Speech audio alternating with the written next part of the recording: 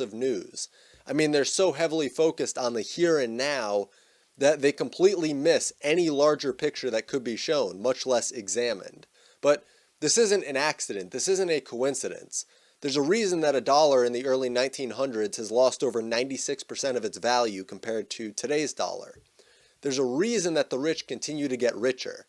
And it's not the fault of free market capitalism, but rather a largely veiled power grab that can only be participated in by a select few. There's a reason that while overall wealth is increasing, the wealth gap between several big banks, career politicians, and government-supported businesses, which do not adhere to free market principles, is increasing. When you look at big banks, fractional reserve banking is part of the equation, but it's not the entire story, because they also get continuous bailouts and subsidies. This physical money that they're given isn't supplied solely through taxation, but rather through collective devaluation. And why is this even possible? Because of the Federal Reserve Act of 1913, whose purpose was to stabilize the American economy by instituting a central bank. Now, some quick math will show you that the Declaration of Independence was issued in 1776, while the Federal Reserve was established in 1913. That means that for over 130 years, the U.S. operated perfectly fine without a Federal Reserve Bank. However, there were 3 prior attempts to centralize U.S. banking, all of which failed for one reason or another. The first attempt was the Bank of North America, whose charter was written up in 1781.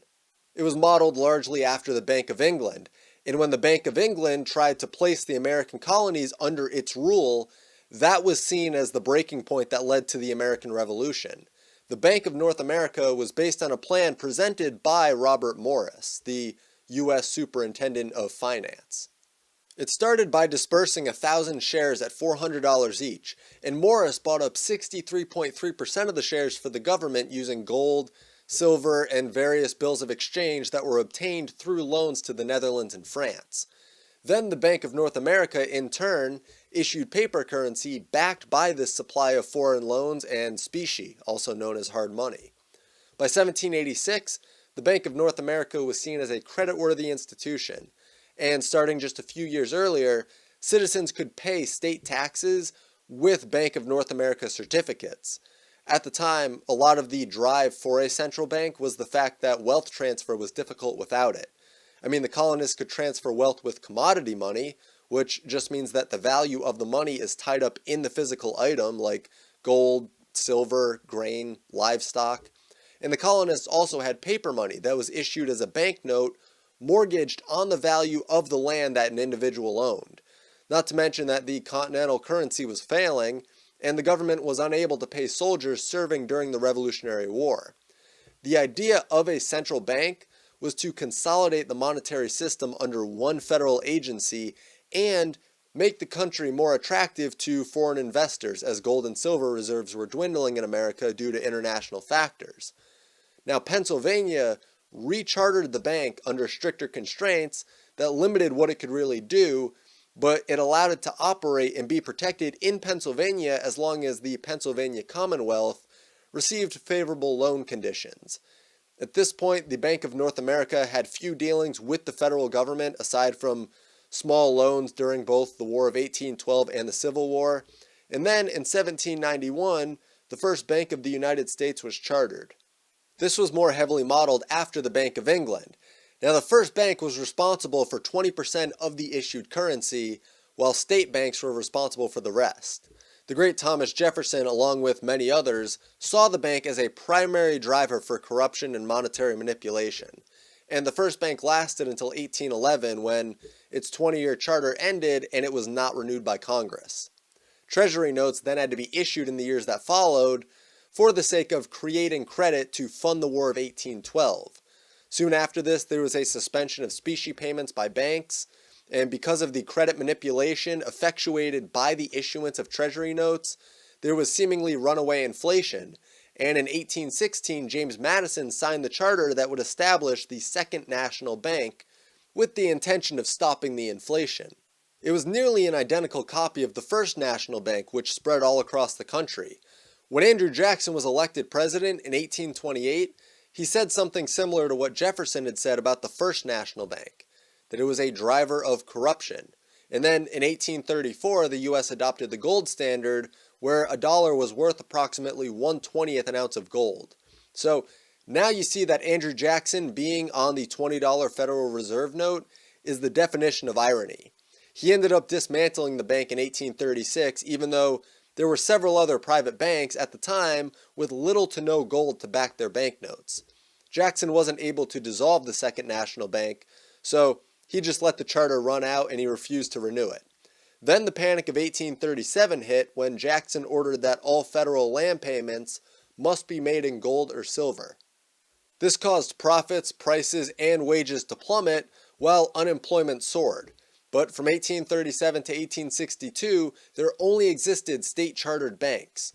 Now, these state-chartered banks had existed since 1781, existing in parallel with the Bank of North America and the First and Second National Banks. But these state-chartered banks would issue banknotes against gold and silver coins. The states would heavily regulate reserve requirements, interest rates, and capital requirements, which capital requirements is calculated out of the perceived financial risk that a bank takes. Now, the average lifespan of banks during this era from 1837 to 1862 was about 5 years. Half of the banks failed, and a third went out of business because they couldn't redeem their banknotes. So, while it's been called the free banking era, it wasn't true free banking because while there were no federal regulations, there were state regulations. And during this period, the New York Safety Fund was established to provide deposit insurance for banks that became a member, and the Safety Fund guaranteed that banknotes distributed by member banks would all trade at roughly the same value. And then the National Banking Act of 1863 and 1864 was established. The idea had three main parts: to create a system of national banks that had higher standards than state banks, to create a uniform national currency, and to finance war by holding treasury bonds, which are basically IOUs pumped out by the US government. Just 2 years prior to this, in 1861, Congress suspended the gold standard with the start of the Civil War and began printing greenbacks as a fiat currency. This was supposed to be phased out under the Specie Payment Resumption Act of 1875, but then in 1878 that was suspended and the greenbacks stayed in circulation. And then in 1879, the US returned to the gold standard and all currency could be exchanged for gold. However, it wasn't until 1907 that corruption really started to have a lasting effect on the banking industry, as centralized banking was proposed by big banker Jacob Schiff. He warned that without a central bank, America will undergo the most severe and far-reaching money panic in its history. For a 3-week period in October of 1907, he was right. Many state banks, local banks, and businesses declared bankruptcy. And there were massive bank runs as the stock market fell almost 50% from the peak the previous year. And to explain the primary cause of the panic, it's important to understand the term liquidity. It describes the degree to which an asset or security can be quickly bought or sold in the market without affecting the asset's price. It's essentially a measure of how stable the price of a product is. The primary cause of the panic of 1907 was a retraction of market liquidity spurred by several New York City banks. Banks worked to corner the copper market on the United States Copper Company, operated by the Copper Kings in Butte, Montana. Several banks had invested money in this cornering operation, and when it failed, there were bank runs that quickly spread to their affiliates like Ebola in a crowded room. As the New York Stock Exchange was staring at a closure to prevent brokers from failing, the president of the New York Stock Exchange went to J.P. Morgan, where he received about $27 million in 15 minutes to prevent closure. But J.P. Morgan doesn't exactly have a clean past. The bank started as Peabody Morgan & Co. by J.P. Morgan's father and George Peabody. George Peabody was closely tied to the Rothschilds at the time, and when J.P. Morgan established his bank, it was, and still is, believed to be a shell bank for the Rothschild family. In fact, between 1895 and 1896, when J.P. Morgan was selling U.S. gold bonds to Europe, that was seen as an action taken on behalf of an alliance with the Rothschild family. At the time, JP Morgan controlled the flow of gold in and out of the US, and in 1904, John Moody, founder of Moody Investment Services, said that it was impossible to talk of Rothschild and Morgan as if they had separate interests. As I said before, Jacob Schiff is one of the big bankers who advocated a central bank, and he had tight Rothschild ties in Europe, as well as to Carnegie Steel, Harriman's Railroads, and Rockefeller's Oil. And quick fun fact, Edward Harriman, the railroad tycoon, had a son named Averill. Averill went on to become a Skull and Bones member who helped found Brown Brothers Harriman. That firm bankrolled Hitler's rise to power, while Jacob Schiff bankrolled the Soviets' rise to power. It's not a coincidence that these two men financed these two incredibly authoritarian regimes, and it's not like they each individually had separate feelings about this. They both saw the regimes as a way to push power to a few at the top. And it wasn't just them, but they were after an authoritarian government. Now, the reason that I'm going through all of these strange occurrences in these sketchy individuals is that the Panic of 1907 is seen as purposeful. It wasn't an accident. It was orchestrated by big bankers so that they could push for a centralized bank. And to make matters worse, the Federal Reserve was officially established in 1913 under Woodrow Wilson, who pulled out U.S. forces from the Soviet conflict in 1919 and 1920, which led to the Russian Reds winning the key territories of Vologda and the port of Archangel. And this is seen as possibly shifting the momentum of the Russian Civil War, which officially ended in 1922, even though the Soviets already had massive amounts of control over the government in the years prior. But now to take a step back to the creation of the Federal Reserve in 1913, it was a slow growth into what the Federal Reserve is today, although at its inception, it was a power magnet designed to create conditions that would require more power to be funneled to it. The stated purpose initially was to create an elastic money supply so that monetary panics could be prevented, although it was understood that it should be a last resort. Now, the Federal Reserve Act of 1913 contained the Federal Open Market Committee as well, which holds immense power over monetary policy because it can direct the purchase and sale of government securities on the open market. To inflate, they buy securities from a select few firms, and to deflate, they sell securities. They can act completely on their own discretion with this, but only a year after its creation in 1914, World War I broke out after the assassination of Archduke Ferdinand. This caused Austrian and Serbian forces to mobilize, and quickly Britain, France, and Russia were on the side of Serbia, and Germany, Austria, Hungary, and Italy were on the other side. And because of how it was set up, the Federal Reserve was in a better position to issue war bonds than the US Treasury, meaning that they became the primary supplier of these bonds at the direction of the Treasury. Now the Federal Reserve could create and destroy money just like a central bank, and they could fund war without needing real money. Under Woodrow Wilson, the massive banker Paul Warburg, who was tied in with Schiff and Rothschild, and several others were appointed to run the Federal Reserve System. Now, because of the way that the Federal Reserve can print money and inflate the currency to stimulate an economic boom that holds within it the seeds of its own destruction, we see the Great Depression in 1929 come as a result of that, where the economy is propped up on rotting wooden stilts with a tsunami of reality approaching. Jump forward to 1933, when FDR became president, and the Federal Reserve was still under the authority of the executive branch of the federal government. In that same year, in 1933, FDR took America back off the gold standard. The difference was that FDR confiscated the people's gold. Under him, there was a massive push to spend us through prosperity. Even though we really needed lower taxes and lower spending, FDR decided to seek huge amounts of money to fund his programs. He said he was going to put an end to poverty, but then the Depression got worse. After a 4-day bank holiday where he absolved the fractional reserve banks of any need to repay depositors, he had to create a means for people to feel safe when they deposit money into banks. So he created the Federal Deposit Insurance Corporation. In reality, it held just 0.5% of all of its deposits, but there was the assumption that if there was a bank run, the Federal Reserve could print money for them.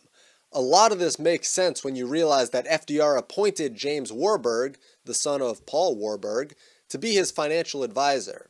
And one of the more famous but still lesser known quotes from James Warburg is, "We shall have world government, whether or not we like it. The question is only whether world government will be achieved by consent or by conquest." To give this quote some context, he said this regarding the tensions between the US and Russia, but it was prefaced by the quote, "The past 15 years of my life have been devoted almost exclusively to studying the problem of world peace and especially the relation of the United States to these problems. These studies led me 10 years ago to the conclusion that the great question of our time is not whether or not one world can be achieved, but whether or not one world can be achieved by peaceful means." When Warburg pointed out Russia and the US, he was more pointing out a geopolitical issue that could lead to a world government, but he was still under the assumption that a world government would happen and he'd prefer to be ahead of the curve. This means that he's going to view everything through the lens of an inevitable world government, meaning that he has motivation to try to push for a world government since he sees it as inevitable. Better to run into the fire and control the situation than sit back and let it slowly roast you alive. Of course, a world government is not inevitable, but Warburg's past is certainly conducive to his idea that it is. And the name Warburg will come up again later. Now, after the death of FDR in 1945, Harry Truman took over the presidency, and in 1951, the Federal Reserve gained independence from the Treasury, granting the Federal Reserve the ability to operate monetary matters, while the Treasury had control over fiscal matters. And just to clarify, monetary policy is referring to interest rates and the total supply of money in the economy, while fiscal policy is referring more towards taxation and the spending habits of the federal government. Now, I'll discuss JFK at the end of this video, but LBJ had the idea to print more money to fund expensive social programs, some established largely by his predecessors, even though LBJ had his Great Society disaster. And he was also printing money to fund the Vietnam War, which got us involved based on lies and then portrayed our troops as baby killers and savages when they got home, which was also born out of lies. LBJ thought that he could fund economic growth at home and fund the war without raising taxes, even though the collective devaluation of everyone's currency through inflation is a form of taxation. It's just more tame, meaning that people are less likely to revolt over it. And slightly prior to this, there was the Bretton Woods Agreement that only foreign official institutions could redeem US dollars for gold. That meant that central banks and foreign governments could redeem US dollars for gold, but not citizens. Post-Vietnam War, when foreigners saw the runaway inflation, they started redeeming their US dollars for gold, and the US paid out billions in gold. And they were still left with $36 billion in gold debt to foreign countries, but they only had $18 billion in the gold reserve. In 1971, rather than try to fix the monetary system, Richard Nixon suspended the ability of foreign governments to trade dollars for gold. This wrecked the Bretton Woods Agreement, but it was good for the Federal Reserve because now it meant that there was no gold standard backing the dollar. Nowadays, the Federal Reserve Bank of New York is by far the most powerful branch of the Federal Reserve, and the Federal Reserve Board holds meetings in secret. Why hold these meetings in secret? Well, if the American people got the truth from the Federal Reserve Board members, there would be a revolt. So the meetings have to be veiled in lies and secrecy. And then 1993 was the first time that there was a legitimate push to get the Federal Reserve to be transparent. And it came from the head of the House Banking Committee. He said that there should be an independent audit of the Fed, there should be taped meetings of the Federal Open Market Committee meetings, and the president should be able to appoint the Federal Reserve members instead of the big banks. Of course, Alan Greenspan, the chairman of the Federal Reserve at the time, opposed these measures. And Bill Clinton said that if these measures were put into action, it would undermine the people's confidence in the Fed. So the truth will be destructive, meaning people need to be blind to what's going on. And then in 1995, Mexico's currency plummeted, and Greenspan wanted a $52 billion bailout because the US held $26 billion in debt to Mexico. Taxpayers ended up having their collective currency devalued without any say in the matter. And the question could be raised, well, who owns the Federal Reserve? And as you'd expect, the answer isn't exactly simple. According to J.W. McAllister, an oil insider with connections to the House of Saud, 80% of the ownership of the New York Federal Reserve Bank can be traced to 8 families, 4 of which reside in the U.S. That would be Goldman Sachs, the Rockefellers, the Lehmans, Kuhn-Loebs of New York, the Rothschilds of Paris and London, the Warburgs of Hamburg, Warburg should sound familiar, the Lazards of Paris, and the Israel Moses Seifs of Rome. Thomas Schaff reaffirmed this claim, also stating that 10 banks control all 12 branches of the Federal Reserve. They are N.M. Rothschild of London, Rothschild Bank of Berlin, Warburg Bank of Hamburg, Warburg Bank of Amsterdam, Lehman Brothers of New York, Lazard Brothers of Paris, Kuhn-Loeb Bank of New York, Israel Moses Seif Bank of Italy, Goldman Sachs of New York, and J.P. Morgan Chase Bank of New York. William Rockefeller, Paul Warburg, Jacob Schiff, and James Stillman were also identified as being people who own large parts of the Federal Reserve. Not to mention that Stillman is a new name in this video, but Stillman married into the Rockefeller family prior to all of this. So while the Federal Reserve is supposed to control the U.S. monetary policy, it seems to be controlled by big banks and powerful individuals, all at the expense of the citizenry. The Federal Reserve prints money as the Treasury sends them debt bonds, which are supposed to be repaid at a later date. This allows the Treasury to order the Federal Reserve to create money without increasing wealth. This means that every dollar gets collectively devalued every time that the Fed prints more money. And sure, a portion of the money doesn't just go into circulation, but it still gets printed and put in a reserve at the big banks. This allows the banks to give out more loans through the fractional reserve banking system than they'd otherwise be allowed to give. And fractional reserve banking is something I'll cover in another video soon, but the banks are actually paid to keep their money at the Federal Reserve and out of circulation so that the currency doesn't get inflated too suddenly. Now with central banking, governments can fund war much more easily, and it's not a coincidence that the era of global war coincides with the era of central banking. When you subsidize something, you get more of it. When you give a government an endless pit of money to pull from, they won't hesitate to spend it, and they won't hesitate to use propaganda and the intelligentsia to convince the population that it's necessary. Or they'll just cover it up and devalue the currency massive amounts over such a long period of time that most people never notice it. That's why $1 in 1913 is worth 4 cents today. When the government wants to spend money, they just devalue the currency. The Fed also controls interest rates on the currency. So if they want the economy to look good, they push the interest rate down so the cost of renting money, because that's essentially what the interest rate is, looks low, and people will pursue riskier business ventures and they'll spend more and save less.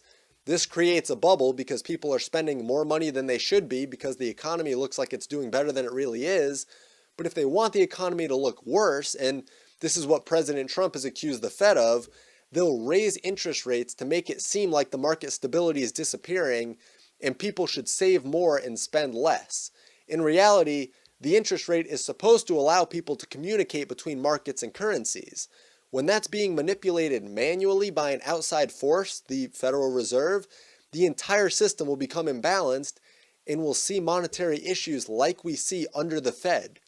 Another issue is that the government can engage in arbitrage. They can receive large amounts of money freshly printed from the Fed and spend it before the currency value is corrected for inflation, meaning that they can buy more with a currency that should be devalued before it's devalued. Now, as a final point in this video, I mentioned LBJ earlier, and LBJ took over after JFK's assassination. There was a lot of belief that JFK was assassinated for trying to remove the power of the Federal Reserve. And while there are speeches about secret societies that run the US, the main talking point of people who think that he was assassinated by the Federal Reserve is that he signed Executive Order 11110. This gave the US Treasury the ability to authorize silver certificates and to coin silver dollars. This would have taken some of the power of creating money from the Federal Reserve. The Federal Reserve is able to charge interest to the government when they loan them money, and this would stifle their monopoly. Now, it is a fact that monetary interests have led to the assassination of world leaders before, and while JFK had several ideological differences with people, as any president would, that could have led to his assassination, people often point to the dates. Executive Order 11110 was signed on June 4, 1963. He was assassinated on November 22nd, over 5 months later. And of course, it would have to be well thought out and planned instead of acting in just a matter of days, but the Kennedy assassination is just a rabbit hole on its own, and I figured I'd lay some of the groundwork for this theory behind his assassination being connected to the Federal Reserve. So, all in all, what can you do to stop this? Well, I don't think that there is much, but you can protect yourself from a collapse of the worthless fiat money that we all hold, and you can buy gold. If you have the money to save, I would buy gold. And also, I understand that voting is an inherently flawed system because you're having a group of people decide something that will ultimately affect everyone even if they don't vote for it. But when you go to vote, make sure that you have a keen ear for people who speak out against the Federal Reserve. Ron Paul is one who comes to mind as being particularly anti-Fed.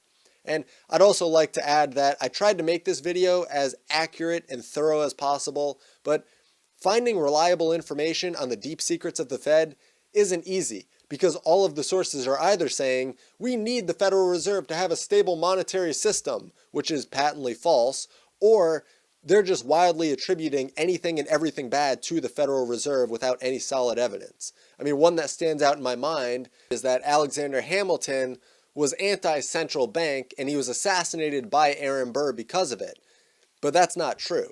While Hamilton was opposed to a Federal Reserve type institution, and he was instead in favor of a national bank, which is not a central bank, it's not true that he was assassinated. He dueled Aaron Burr and lost, even though there's plenty of unfounded conspiracies around that as well. So, all in all, the information is all over the place, but I tried to bring everything together as succinctly as possible without missing anything huge. So, thank you all so much for watching. If you enjoyed this video, be sure to leave a like and subscribe. I also have donations